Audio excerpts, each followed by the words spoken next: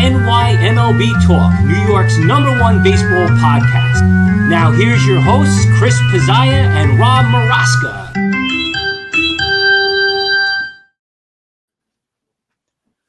Hello, and welcome to a Friday night NYMLB Talk show with your host, Chris and Rob. And we got our special friend, Matt Patterson, to join us to kind of help us out tonight.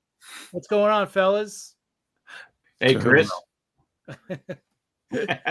Nobody did great tonight. So, Matt's team had the night off basically because you got rained out. So that's good. I'm in a lot better mood because of it, probably. There you go. So who wants to start? Who wants to start the complaint department here? Rob, do you want to start us off? If you want me to start us off, I will. I really don't have that much to complain about. I mean, the Mets did have a perfect homestand against the Cardinals and the Phillies. I mean, they really spanked the Phillies. Let me tell you, I think they're in the Phillies' heads now, Chris. I really think so. The Phillies just look lost against the Mets. So I don't have that much. Really, I can't be that disappointed. Tonight's game, though, from the start, for some reason, it just didn't look like it was going to go the Mets' way. Nimmo makes a mistake in the outfield, which he rarely mistakes, which he rarely makes any mistakes. He threw a ball to, and I got a cat here who wants to join in. He threw a ball to shortstop instead of second base, and that allowed the runner to score on a single, the next single. So it was really that was one thing. And then Washington lucked out because the Mets were called on a triple play, which didn't happen.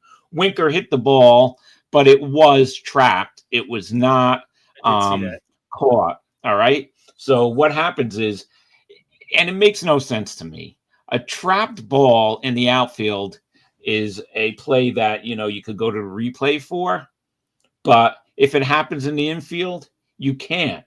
So the Mets could not do anything about it, so it counted as a triple play. And I think that just took the steam out of the Mets because it was an unreviewable play. So that was it. I just think that happened. And the Mets bats were quiet until the 8th inning when they did score 4 runs, but they blew it in the 9th. And James Woods, let me tell you, that kid is great. He's got such a future. This was his first walk-off. He hit a ball to the infield, and McNeil sort of touched the ball, slowed it down, and they scored, and that was it. So that, it's one of those games where you just had a feeling all night that it was not going to be the Mets' night. Yeah. You know what? And just to go back a little bit, you were talking about the Phillies. The Phillies lost again today. They're another team that looks really in bad shape. And Matt, you could not that any of I'm not picking on you or anything, but with the Phillies are kind of looking like the Orioles offensively, right? They just can't get going. They're struggling. And I had a next door neighbor who lived here next to me. Big Phillies fan, big Eagles fan, all Philly. And he's texting me and he goes, the only way I can feel better about myself and the Phillies is that I know that you follow the Orioles. Great. Boy, that must make you feel good. Yeah. I know. But I have a question for Matt before we go back into this stuff. Matt, what is with the Orioles? Why didn't they do anything this offseason? We and Chris were talking about it and on. I was right off the top of the bat. We knew that Corbin Burns wasn't coming back, so they threw the obligatory 4.45 per, knowing that he wasn't going to take it because he lived in Arizona. He had either twins or a kid last season, went back to Arizona. That's where his off-season home is. oh, we made it look good and we offered $45 million a year. Well, and knowing that he wasn't going to take it. And, so now you look at the rotation. You spent $15 million on Charlie Morton. That, and was it a 10+ ERA right now? He gets to pitch for Oriole fans. Buckle up, bullpen. Old man Charlie's pitching as part of a doubleheader because they got rained out today, and they're playing a doubleheader tomorrow. So Morton, obviously not having Kyle Bradish, although he had a bullpen session today, which I saw some video of, and he looks good. But, again, Grayson Rodriguez, hurt. Eflin, hurt. To be honest, you can make up for the Charlie Morton if you have a healthy Rodriguez, healthy Eflin, and a healthy Kyle Bradish. It's not a bad 1, 2, 3. Sugano has the only reputable ERA in the rotation. So now they're paying $15 million to Charlie Morton. 13 and change to Sugano, who has pitched well so far, even though he has one of the worst strikeout rates in MLB right now. Right. He's not striking anybody out. And he's 35 years old. Charlie Morton's 41 years old. But wait, Kyle Gibson's on the way back. He's 37. He's getting $5 million. So let's just take those three. Morton, 15. Sugano, I think it's 13.5. So 28.5. You got $33.5 million on three guys that are age about 100 combined. 35 to 41 years old. Jesus. I would have rather threw that money in another direction. But the thing is, then you go and look at the bats. Westberg has struggled. They were saying, I saw a stat today, Adley Rutschman in his last 100 games, batting under 200. Wow. Westberg. What happened to him? Yeah. I mean, he's not hurt, right? I mean, he had a great spring, and the first series in Toronto, he was mashing. Yeah. And all of a sudden, so now you have Cedric Mullins in a walk here. He's the only one that's hitting. You think he's going to want to turn around? And I read I don't want to say it was a blog, but I think it was just a post. And it was a guy, an Orioles guy who posts a lot. He goes, hey, we were at the game in DC last night with two friends, and all of us said the same thing. When they won last night 2-1, but he said there is no emotion in that dugout. Nobody was up on the top rail when they had, runners in scoring position. There's no energy there. There's no life where before with Gunnar and Hyde, I know he's trying to get some sort of spark going, but pulling Jackson Holliday for Jorge Mateo at second base. Mateo is actually a decent fielding shortstop. Mateo should be gone. If you're gonna plug somebody in for right-handed bat, put Urias in. Urias can play second, and he's not a bad bat. I mean, not too many people realize, was it 2 or was it 3 years ago, Urias won a Gold Glove. Yeah. And so I don't understand that. And when Urias has played so far this year, he's actually hit. But then you spent another $4 million on Laureano. But it doesn't help that Kelsar got hurt. But it's getting bad. And I always say to my friends, as far as Oriole fans, the torches are lit and they're storming the castle. They want Brandon Hyde gone, or at least you got to get a hitting coach gone or pitching coach. Something's got to happen. Somebody has to go. I mean, somebody has to wake up, or the ownership has to make a big call. And so who's going to replace Hyde? I mean, we're in April still.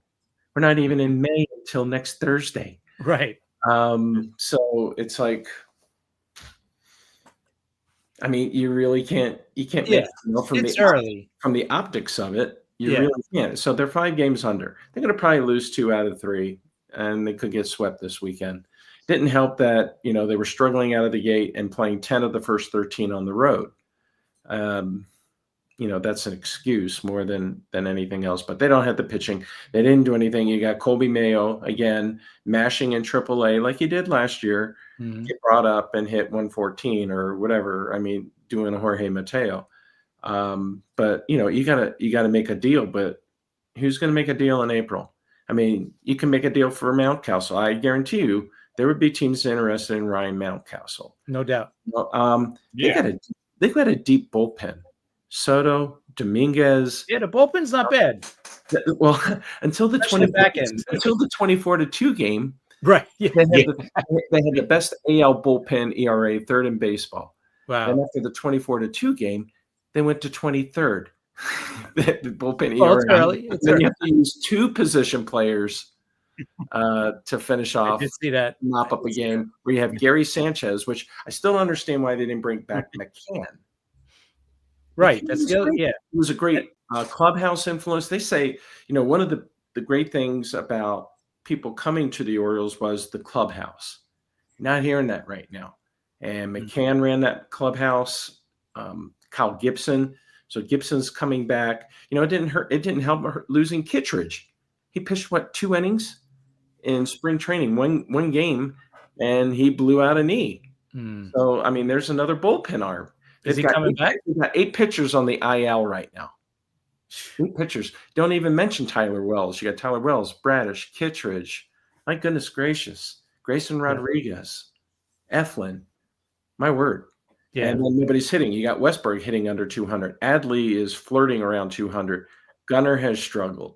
Somebody's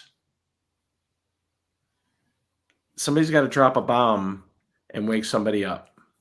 Maybe you're not going to make a trade in April. No, and it's no. early. It's early, so I mean you can't panic now. How far under 500? Because at that point now you're desperate. You're at the mercy of the other team.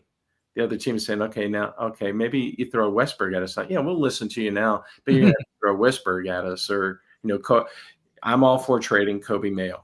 I'm not sold on him yet. I'm just not. I'm not sold on Kobe Mayo yet. Yeah, and Mayo is a good trade piece at this point because he's done enough in AAA. I mean, there's nothing else this guy has to do. He's either ready now or he's not. He's either a 4A or he's either a 4A player. So if a team if a team believes that he's going to be something, then I think he's a good trade piece.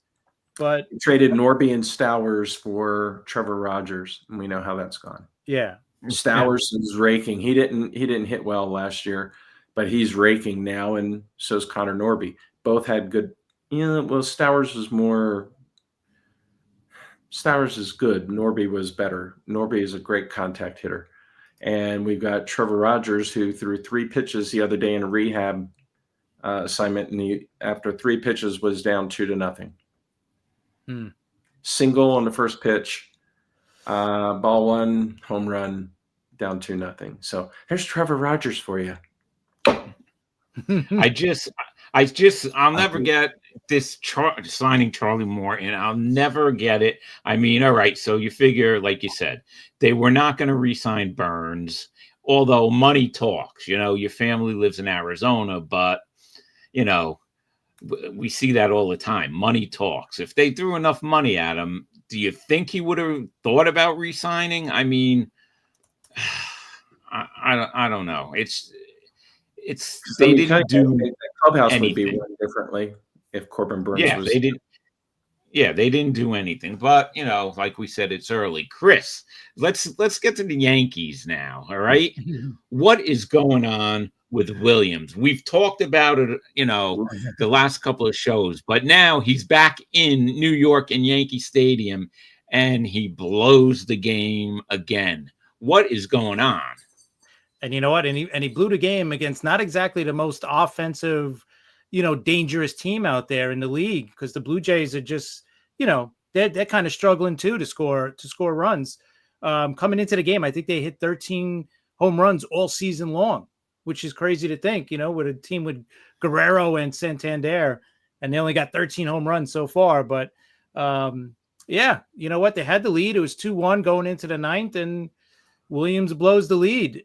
Now, Rob, we talked about it, I think the last time, whenever he's out there and he, poops the bed, those memories of players that can't pitch or can't hit in New York comes flashing back to me, and I'm like, I'm praying this guy's not it, but he's starting to look that way. And I think Boone's in a tough spot because now he's got to take him out of the closing role, the closer role. And, you got to put Weaver back in. Thank God we got Weaver.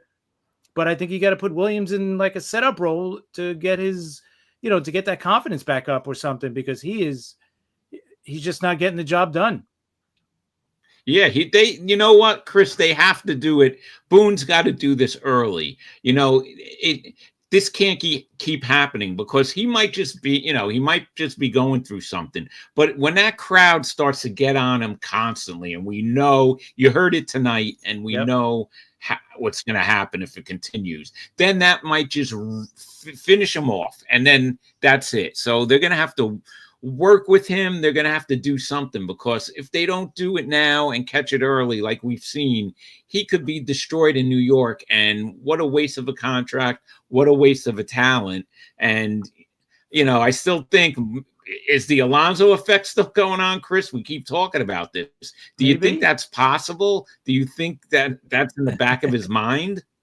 You know what? It's very possible that home run last year in the playoffs, the one that, knocks out Milwaukee out of the playoffs, that might have been, the hit that broke this kid. Maybe, his confidence is shot now.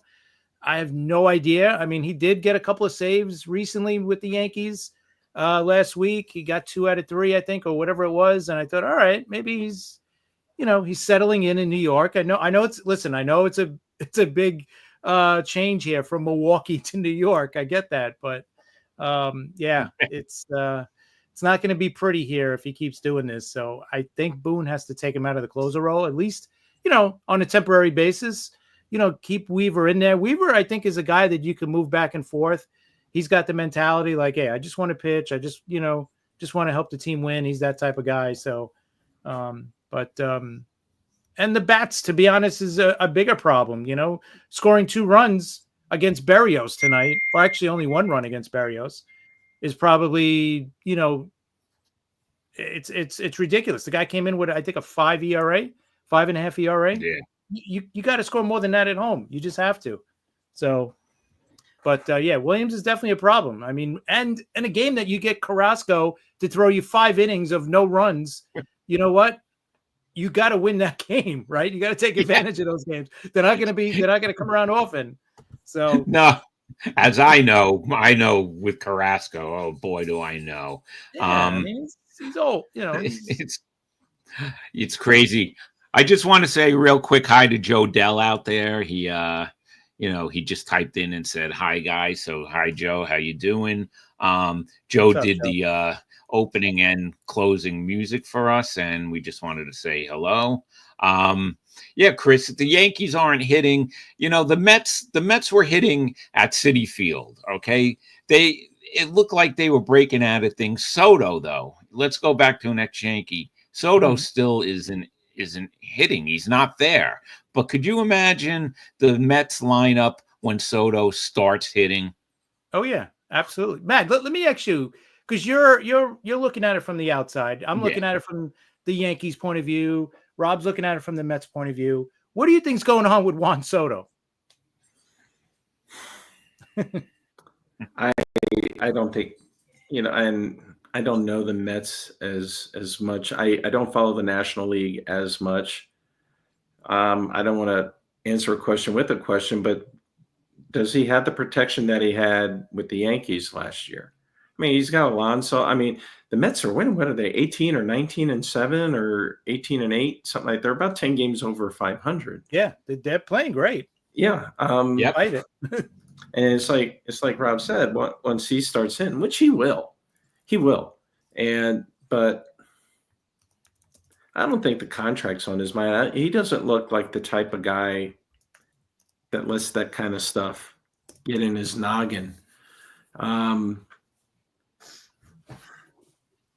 I mean, he knew even at the end of last season he was going to get paid and get paid big, and he was still he was getting asked about it during the World Series. I don't think it's upstairs. If I could find the cure for that, I probably wouldn't be sitting here in Utah. I'd be wearing a really nice suit and eating dogs up in a really fancy box up at us in Flushing. But it's hard for me to say because I think they have a lineup that provides enough stability for him to hit. I don't know if it's circumstance, just timing, but like we said, like I'm using as the Orioles excuse. Well, we're only in April. We're still in April. That We're is still true. in April. I was That's just looking at the standings. I called up the standings. Hey, we're only 4 games out. It's great. Yeah, that's the good thing. I don't think any team in the American League is playing that great, right? No. So I think that's the thing you got to look at. If you're not playing well right now, especially in the American League, it's not just that it's early. It's that what team are you really looking at that's going to really run away from it in any of the divisions? I would have thought you'd say the Detroit Tigers. Yeah, that's right, I guess. Hey, the A's aren't playing bad. No, they're hanging in, I guess, right? I figure we'll have the number 2 pick in the next draft. Colorado. I don't think we'll be ever as bad as Colorado. No, you're not catching them. No, Colorado is get those them for 13 games a year. Them are the White Sox. I mean, for crying out loud. So bad. They're 12 and a half games out. It's the end of April, and the Colorado Rockies are already 12 and a half They've already games been eliminated from playoff contention. What's their record? Man, I got the standings here. Hold on. 4-20. The Rockies are 4-20. 4 wins. They have 4. Can you imagine that? That's a series. That's it. Is Buck Black still the manager? No. Can he be? Man, that's a good question. No, I don't. Let me see. Manager, Colorado Rockies. No, I don't think. Who Buck is Black? He is still there. No, he is. Yeah. Okay. Unbelievable. He's not They going to be that much longer. Brought Clint Hurdle back as a hitting coach, I believe.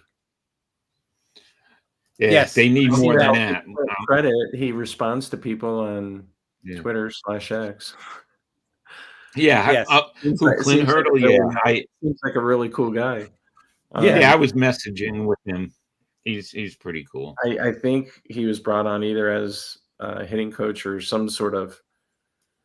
But I mean, you got teams that aren't investing. I mean, let me tell you, if you have Paul Skinas, I mean, look at Pittsburgh. Pittsburgh spent some money, man. I know. I mean, Orioles actually spent money, but boy, did they spend it horribly.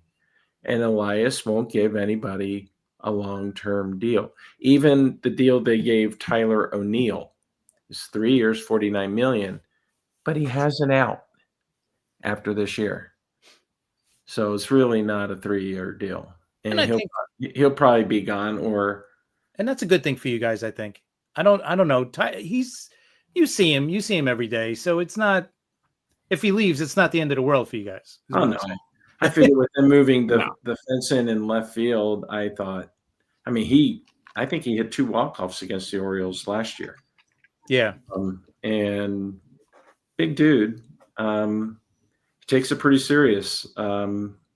Definitely. He's not a cancer or anything like that. So, yeah, he's a solid player. Yeah. But the thing is, Elias, they have Rubenstein, the new owner, on tape. There are no financial constraints. I have no financial constraints. Yeah. I mean, he's a hedge fund guy. He's just like Cohen. He's right, got unlimited money. Yeah. And I'm just wondering, a lot of people are saying that Elias is a great scout. He can pick talent. And the Orioles have drafted well.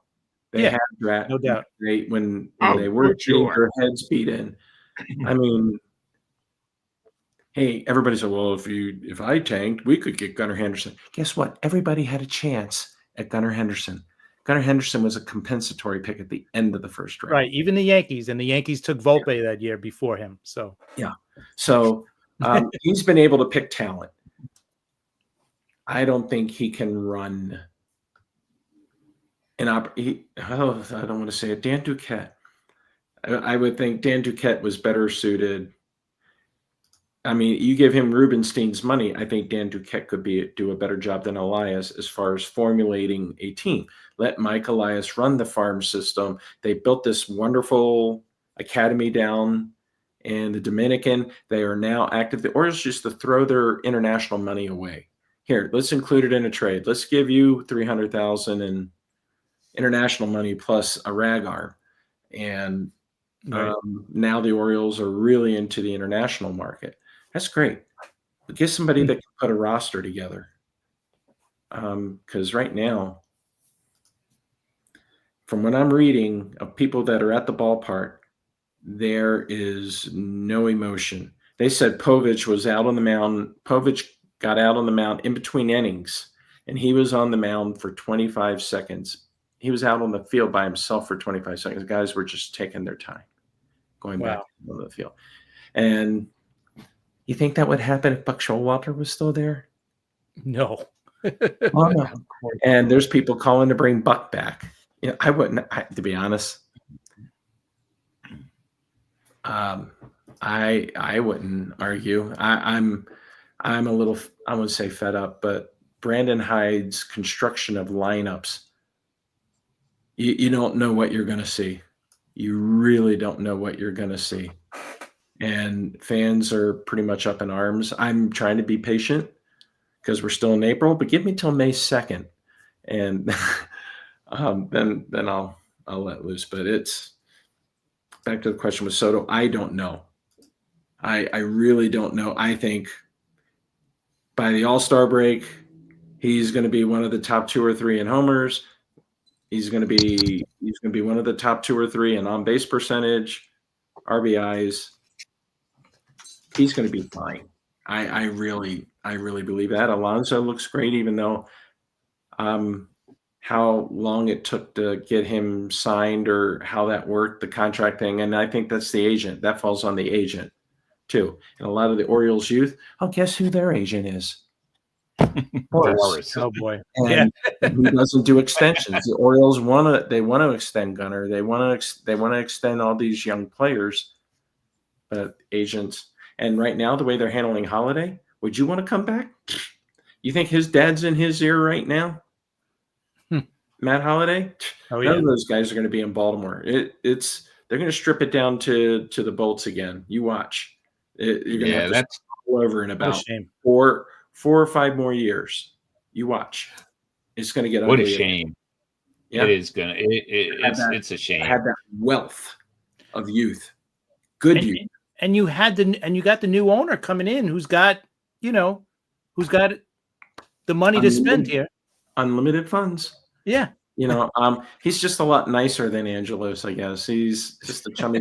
He'll take selfies with you, and that's great. But I think some of it, I also think some of it is related to Elias. I think if Elias, but as we were messaging back and forth, there's a component in the new ownership. One of the minority owners is one Cal Ripken Jr. I would think that Cal Ripken Jr. is in the owner's ear. Has to be. You know who I would love to see? I would think so. Baseball operations. I would love to see Billy Ripken. Right. Somehow. The guy knows baseball. He does. And Baltimore born and bred, and everything from the classic bat knob to yeah. Great baseball card. I got that card in a wax pack in 1989. That's great. Anyway, that's great. There's something has to happen, and I think if it continues, something's going to happen before Memorial Day. It has to. Oh yeah. Listen, oh dear Lord, I'm going to be counting the days to see what Zach Wilson does in Miami. My word. It's bad. It's bad being an Orioles fan right now. I think I'm on the calm side right now. But if you go on Yeah, Twitter and because you do a know it's hashtag early. Orioles or Birdland, dear Hey, Lord. yeah, I mean, you know why? Because you know it's early. Just like like I was telling about the Phillies. The Phillies are kind of, like they're struggling too. Right now, they're not in a playoff spot. They're not in a wild card spot. Not that we're even talking, thinking about that right now. But they should be playing so much better. Their lineup and they're a lineup that's old. So they don't have a Kobe Mayo sitting in the minors that they could, all right, let's bring him up and spark this team. They don't have that. At least you guys got LeMahieu and put the Mayo in. And the Phillies don't have trade pieces either. Who are they? Nobody's taking Turner, Castellanos. Nobody's taking those guys. Zach Wheeler, you're already starting to see Zach Wheeler. Yeah. He's getting old before our eyes. Right. Aaron Nola got old this year. You know what, Chris? I was thinking about it, and what you just said, Matt. The Phillies have gotten old fast, haven't they? It's like from last year they had a great season, but like from the playoffs, from the postseason to now, it just seems like they got old fast. And you're right, they don't have the pieces. How many times did you hear in the offseason? Oh, when the Phillies trade Baum. Where's Baum going to wind up? What do you think the Phillies are going to get for Baum? Where's Baum at? Yeah, in Philadelphia. Yeah, true. Yep. Because nobody wanted him. Yeah, exactly. He got old really quick. Yeah, and you know what? I think they were asking way too much for him. Before the season started, if they wanted to move him. Think about all the ages, right? Zach Wheeler, he's 35 already.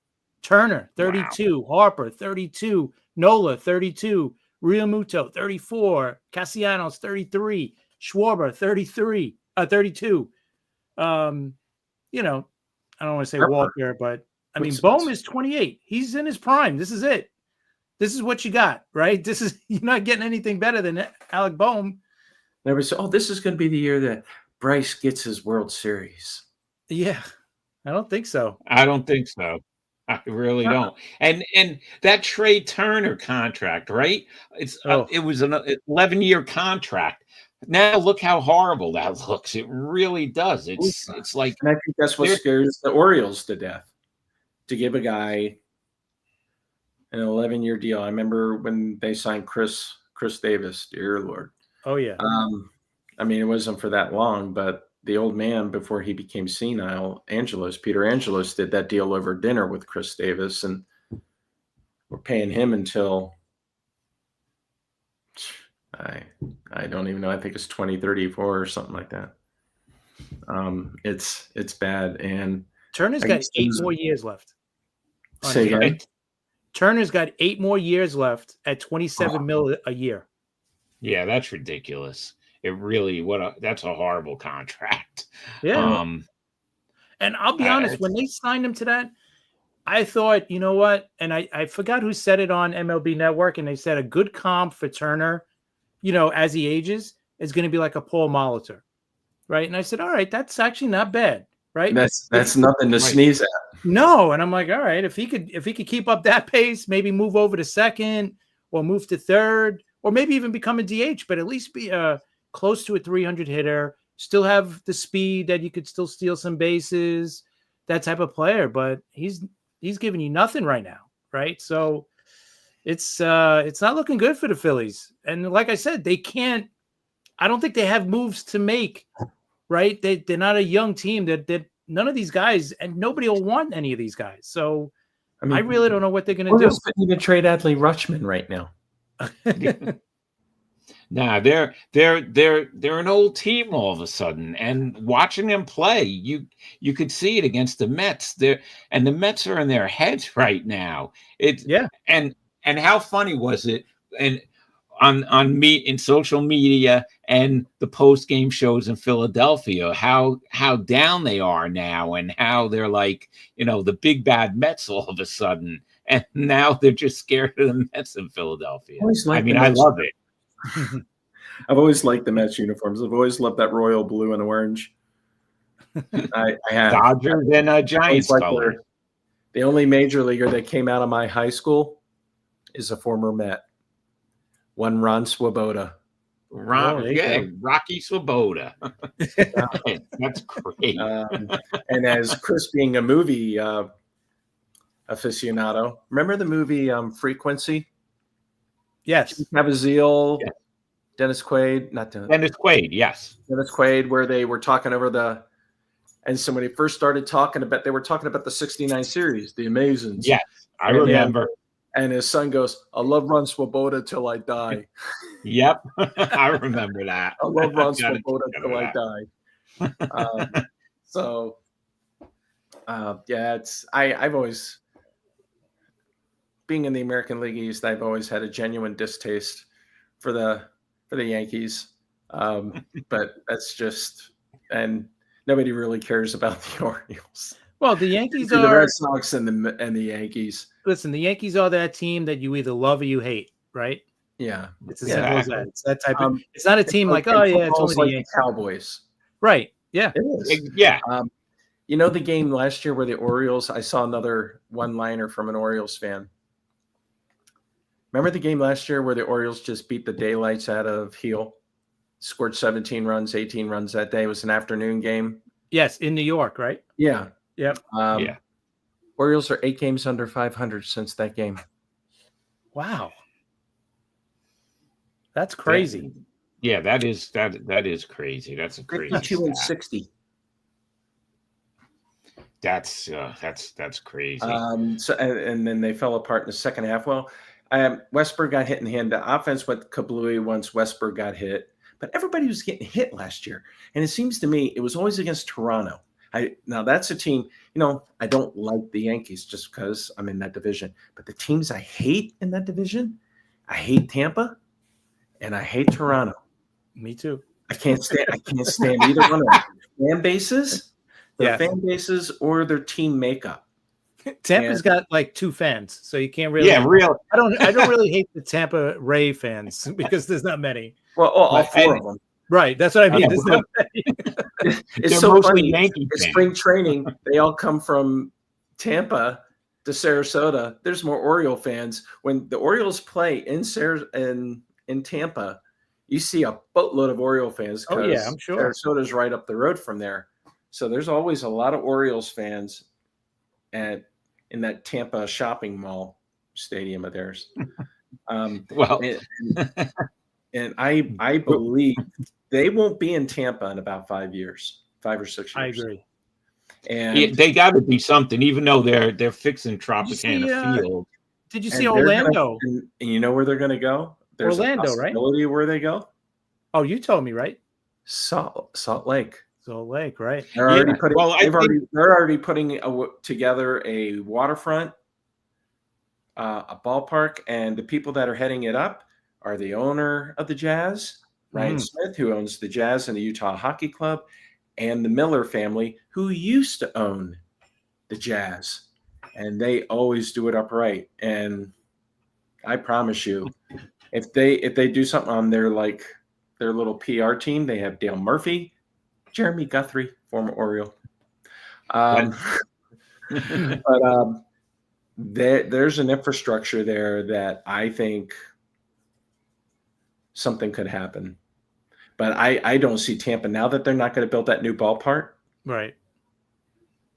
I don't see it. I seen an article today about Orlando. Yeah, I saw that too. And they might they've been talking about Orlando before. I just wanted to say real quick hello to TBK because he's out there and he's got another Orioles fan out here. So yes, he's a happy guy now. People absolutely care about the Orioles. They're called Orioles fans. Yeah, we have someone rely on gimmicks to fill the seats instead of players. It's just ridiculous at this point. Yeah, at this point it is. Where you have the owner tossing out caps to people, a bunch of he must have some sort of stock in New Era. He's tossing caps out. He walks around the ballpark tossing out caps. I mean, a lot of them. He just had his own bobblehead day. That's ridiculous. Spend some money on his player. We don't care about free hats and a bobblehead. And his bobblehead was him looking like he's tossing out a hat. Yeah. So, Yeah, That is a that's- gimmick. TBK's right. That and is it's a like gimmick. here I am. I was going to wear a Jackson Holiday T-shirt or a jersey, and I was watching the draft, and here I am wearing the Kyle Brandt fan club T-shirt. Good Morning Football, because he's the only one left. Right. But Yeah, don't even exactly. get me started on him. But well, I like the Mets. I do. I love that they picked up Clay Holmes, and I thought Clay Holmes was a steal. But listen, that's working out so far. Me and Chris have been talking about that a lot. We weren't sure how Holmes was going to be as a starting pitcher. We know what happened last year in the bullpen with the Yankees. But any closer, man. That does. I mean, I remember the 2 or 3 years Zach Britton was unhittable. Yeah. Oh yeah. I remember. When you have a 96-mile-an-hour sinker, I mean, that dude was unhittable for about 2 years, and then all of a sudden, he became hittable. He was probably 32 years old, just like everybody on the Phillies. And Joe Dell is saying that the Mets and Cubs in first and the Braves in last have officially been considered a sign of the end of times by the Vatican. Well, something's going on, Joe. I don't know. Maybe with guess where am I going to be next week? Italy. I'm going on we're actually doing a tour of the Vatican next week. That's Perfect great. timing. I did a Perfect I did a private tour. Yeah, I did a private tour of the Vatican in 2012. It was great. Just to see everything. Italy is great. I love Italy. So. Yeah, we're starting the cruise this week. The cruise will start in Rome. We're getting there a couple days early, see the Colosseum, the Vatican, Sistine Chapel, and that's great. And then do the cruise, and it ends in Athens. It's for our anniversary. Great. So, You're gonna. I wonder if they'll have any Orioles rosaries there. I don't know. I really can't talk Catholic. You're talking to a Mormon here, so hey, it doesn't hurt though. It doesn't hurt to get a little bit extra help, Matt. Oh yeah. Hey, if it's not from on high, you never know. You never. I'll take anything right now. There you go. A little extra help. I'll take help from anybody at this point. Yeah, Chris. I wanted to ask you a couple of questions. Did you heard about Tommy Pham and what happened with him, right? Yeah, he did something to a fan. What did he do though? What happened was the Pirates were playing the Angels, and he was going after a ball, and a fan grabbed him, which is happening a lot lately. Yeah. So what happened was the Angels didn't throw the fan out. I don't know the exact circumstances, but they moved him to a different section, and Tommy Pham just took his hands, put him down by his trunk, and he was going like this. So they suspended him for a game. But what is with that guy? I mean, first of all, he shouldn't be touching a player or whatever, but how come everywhere he goes, he has problems? What was it? Wasn't it a couple years ago he punched a guy in his fantasy football league? Yes. His teammate, no less. Yeah, it was or a former teammate. He got traded. Right. And then they were out by the outfield wall during batting practice or something. He Colcox a guy. Hey, you know what? He's been on 12 teams now or whatever it is. He's got a ton of ex-teammates out there. So yeah. But crazy. Somebody posted something on X and it says, just when you think Tommy Pham has been quiet, and then they show the video and he goes, and there you have it. Yeah, right. And he's still in the league. Yeah, it's just unbelievable. It's crazy how a guy like that, and he just keeps moving on from one team to the next, and he's like a survivor, right? Like he's just going on. He's like that left-handed reliever that's going to last forever, right? Yeah. And he wasn't that bad when he played for the Mets. He was pretty good. He's never been bad, never been great.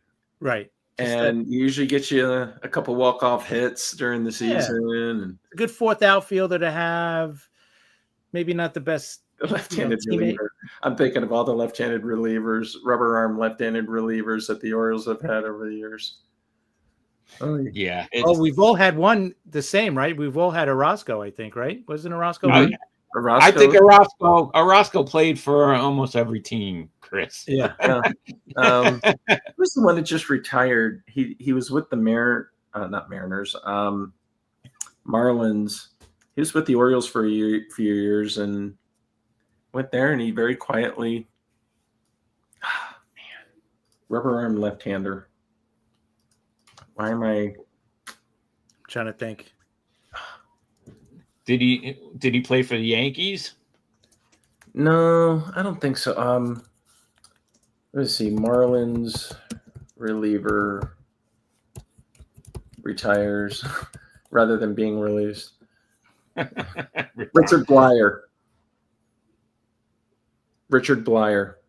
Now, he might have been with the Yankees. Which guy? Richard Blyer. Yes. Yep. Yeah, he was with the Yankees. That's why I asked. Not too long ago, right? Within the last maybe 10 years, a little less than 10. Right? He pitched pretty well for the Orioles, actually. I mean, then we got rid of Tanner Scott before he found himself, and he couldn't throw a strike in Baltimore, but he could throw 100 miles an hour. Listen, it's Matt. It's early, and I think and TBK, of course, has been talking about this on the other show that we did. It's early yet. The Orioles still, I think the Orioles are going to play good baseball. I think they're going to come around. The pitching, it was a mistake. They didn't do much, but I just can't see them, continuing like this. Gunnar, I think, is going to have a good year. But they have to spend money, and like Gunnar, is he going to walk? Like you said before, what's going to happen with some of these young players? I think they're all going to be gone. You're not going to see an Adley in Baltimore. You're not going to see a Gunnar in Baltimore. You're not going to see a Jackson. They're gonna get to all the way through their arbitration years, and it's like what you're going to see with Mullins this year. Mullins was a Silver Slugger 2 years ago. Or was it 3?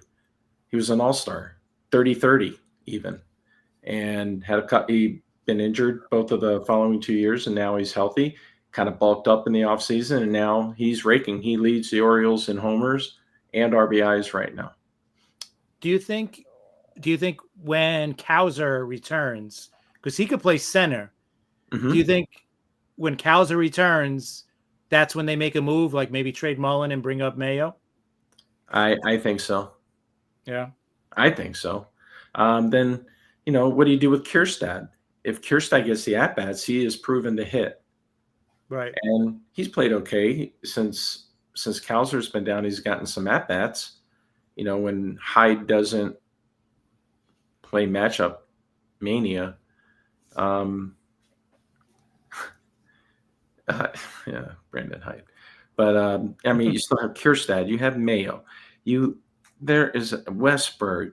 My word, there's so much youth. It's like we said, Elias can find talent, pick talent, but I don't think he can they develop players. He can't put it all together in a major. Dan Duquette could. I think now you have an owner that has the money. He spent money this offseason. They're in the middle of the pack. I think they're like 16th in payroll, where they were like 28th, right, 9th. And so now they're spending about 160-something million this year, which is nothing still. Yeah, that's still garbage. But when you're only spending 49 or 50, right, better. So, but 15 million on Morton, 13.5 on Sagano.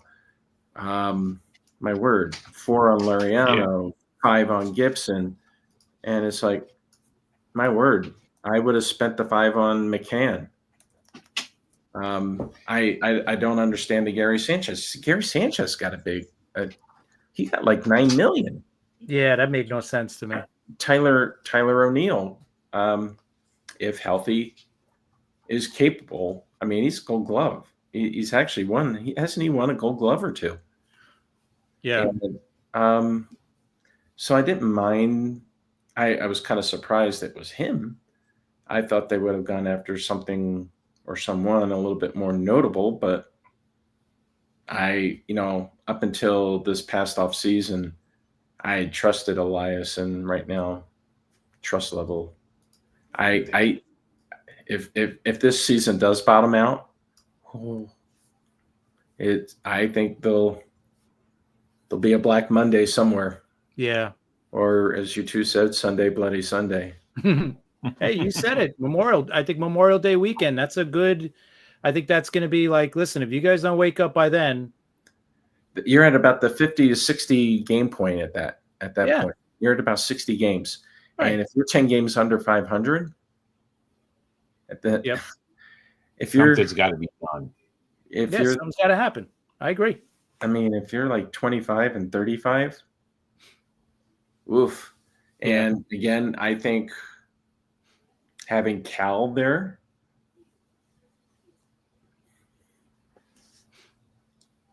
he knows baseball. I'm just saying, definitely. He doesn't need to be an on-field guy or anything like that, but he can be in the owner's ear that, this needs to happen. Right. Something's got to happen now, because you don't want to wait too long. You don't want to wait till June or July, because then you get into that, half the season, and now you're putting a lot of pressure on the team. At least at Memorial Day, like you said, you got 100 games left at that point. Who are you going to make manager? Say they fire Hyde. Bench coach is Robinson Chirinos, his first major league coaching job. He's a catcher. Surprise. Catcher is a manager. I think that's a little overblown. But who's your AAA manager? Was Buck Britton, and now he is Zach's brother, but now he's on the Orioles staff. They brought him up. I was going to say, because all those kids know him.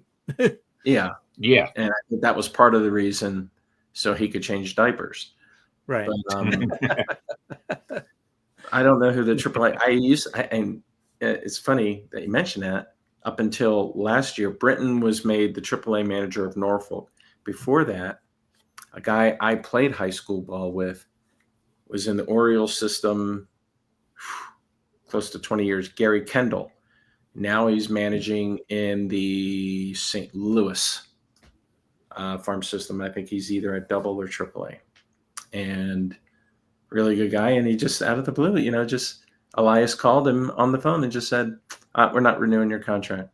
That was pretty much the phone call. And it's like, here's a guy who'd been there for 20 years. Started, and everybody made fun of him in high school. I'm going to make baseball. He started out as a scout and worked his way up, made a career out of baseball. But Elias, if you're running the Orioles, what do you do first? A coach here, a pitching coach, or you can't fire a pitching coach when you have no arms, no realistic arms. I mean, so do you go after a hitting coach or? Right. It's like, what do you do? Manager? Yeah. I think I think that would be move number one. And if that doesn't spark it, then maybe you got to make a move. And then if that move doesn't work, then at the trade deadline, you think about making more moves to I hate to say start over, but to kind of reshape the team again. I don't know. It's a tough. It's a situation. And then at the end after the season, you bring in a new manager. You start interviewing for new managers, unless you start playing for Chirinos. But I'm surprised they got rid of Freddie Gonzalez. Listen, it's not a situation I thought this team would be in right now. No way. I didn't either. I had a couple of friends that said that we're down there at spring training, and it was almost treated like Club Med. The Gunners, the Adleys, the Cowsers, they all had this beach house, and they were all living together, and it was like Club Med. That Orioles need a standout, a locker room leader, which they don't have. They're bringing one back in Gibson, but they don't have McCann. I think McCann was that locker room leader last year, and see, that's amazing, Matt, because when McCann was on the Mets, it was just a big dud. He was a big dud, and I couldn't wait to see him out of there. And So that's what happens sometimes when you get traded, when you sign with different teams, because he couldn't get out of New York fast enough. He was a big bust for the Mets. Yeah. Well, he did. He played really well for the White Sox, I believe, prior to that. But what was it last year? He got hit in the face with that pitch. He's in the first inning, and he played the rest of the game with, the swabs up his nose. Oh, yeah. A couple shiners. I mean, there's a couple T-shirts out there with his face. It's just you figured he had an Orioles contract for life after that. Yeah, the fans really. love him. And supposedly off the field, he has always come across as a very good guy, like a good guy. Yeah. And, Yeah, they would. Yes, you're right about that, because when they were in New York, they did a lot with charities and stuff. So yes, he definitely was. Yeah, he seemed like a good guy, and I mean, you don't need him, but he was a decent catcher. He's a backup catcher, so he hit 5 to 7 home runs, hit 240.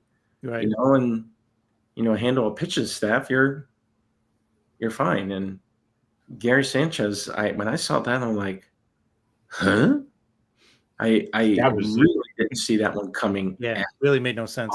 And that was they signed him and O'Neill on the same day. Yeah, Sanchez is ridiculous. All right, Matt. Usually when we have our guests on the show, we usually end it asking our guests, since you're our guest tonight, if you were named commissioner of baseball, what changes would you make to the game? Any changes at all? What would you make? Oh, let's go with the ball and strike. Let's go with the ball and strike. The computer-aided ball and strike, because what was it? The guy that tossed Jazz Chisholm last week? Oh, yeah.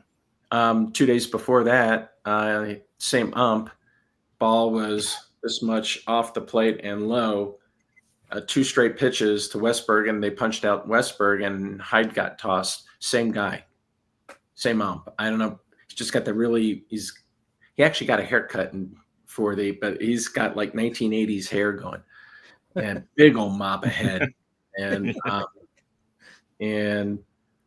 yeah, I would go with the computer aided ball and strike for sure. Not even a doubt. And the human effect. I'm totally with you. Fight me. If it's a strike, it's right. Right. How many times have you seen one where they call it a ball, and then either the next one's put into play and game-winning run or home run? Oh yeah. Or it changes the complete, where it could have been a punch out, when realistically it should have been a punch out, but instead they get another pitch, and then we have to get at least the challenge system that they had in spring. At in least spring that. training. Yeah, at least give us that. Yeah, I mean, in the minors, they just, they tap their head. Yeah.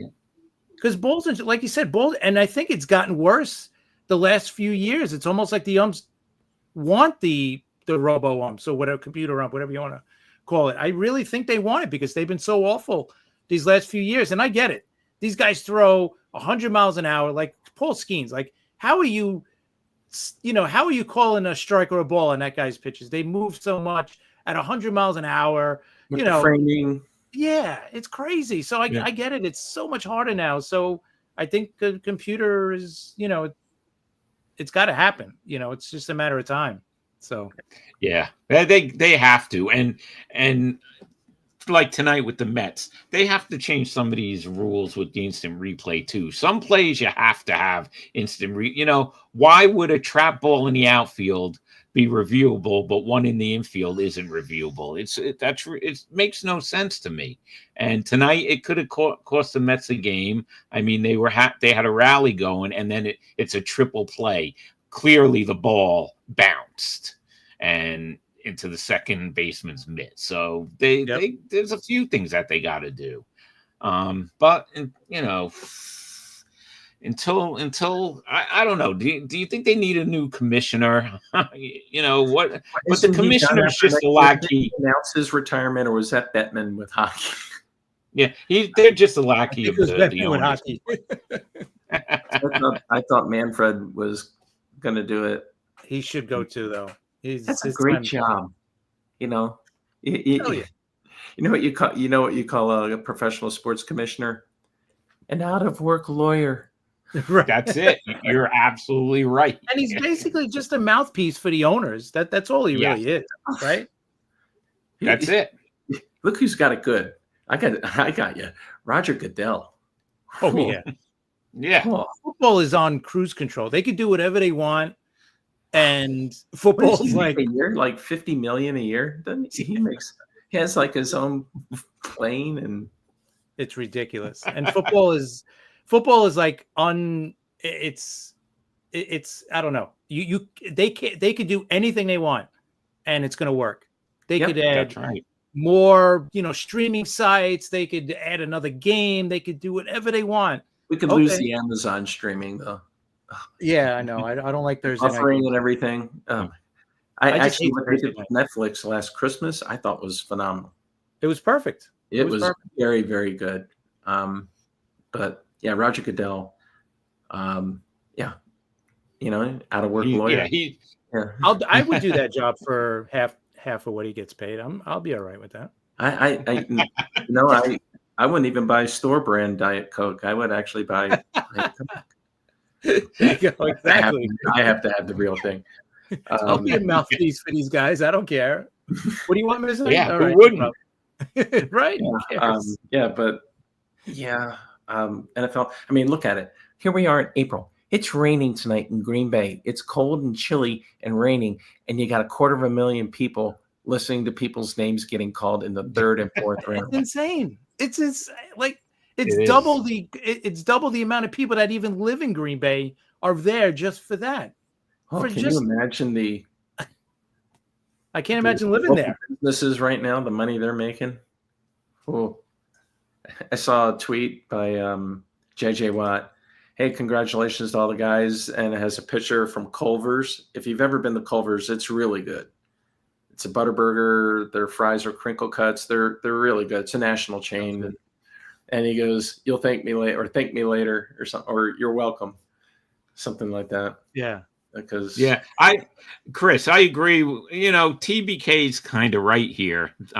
What he says, because the World Series doesn't get nearly the same fanfare as the Super Bowl worldwide. And you remember at one time the World Series did better than the Super Bowl. You brought the TV in elementary school. They would wheel the TV in on one of the AV cards, and you sat and watched it.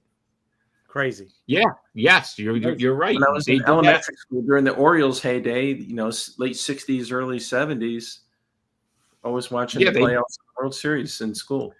They did that in '73 when the Mets were in the World Series against Oakland A's. They brought for the day game because they used to play the World Series during the week, sometimes day games, and on they Tuesday wheeled at it 2 in. o'clock.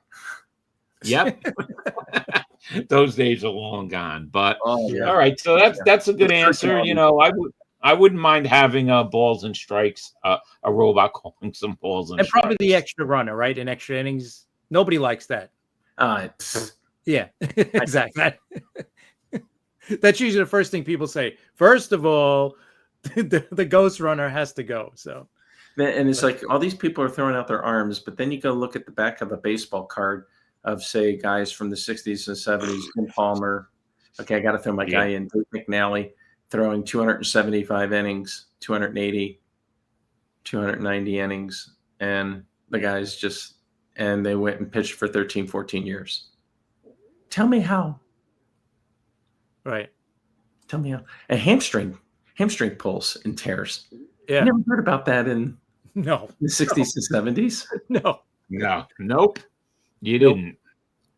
They just threw some, they just threw some duct tape on it, right? And they got them back out there. Go out and smoke a Lucky Strike and, reach your hand into the candy bowl of amphetamines. And listen, could you imagine with a Valentine beer?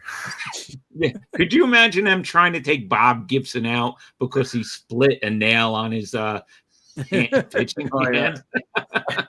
I remember there was a story about Mike Messina. Phil Reagan was a manager for 1 year with the Orioles, and it was I think the last game of the season. And Messina gets into the ninth inning, and he walks the first batter, and he goes, "So how you feeling?" "Good. Now get the hell out of here." Yeah.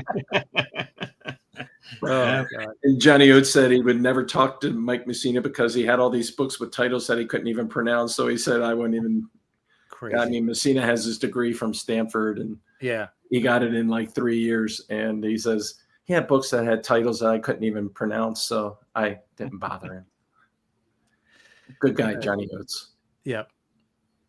All right, Rob, you got anything, or we're good? I'm just going to close with, as we know, McNeil and Alvarez are back for the Mets. Both played their first games tonight. Beatty was sent down, and Senga, the backup catcher, was sent down to Syracuse. So, Beatty, I don't know what's going to happen with Beatty. We'll have to see. Maybe he's going to be trade bait. It's kind of crowded. And also the Mets signed Brooks Raley today. He's at the end of his rehab for his Tommy John surgery. So he should probably be ready to pitch in the beginning of July. So that's just like a pickup for the end of the year in the postseason. So that's a nice move by the Mets. Hopefully he goes back to what he was when he was pitching for the Mets. So we'll see what happens, but that's about it. All right, cool.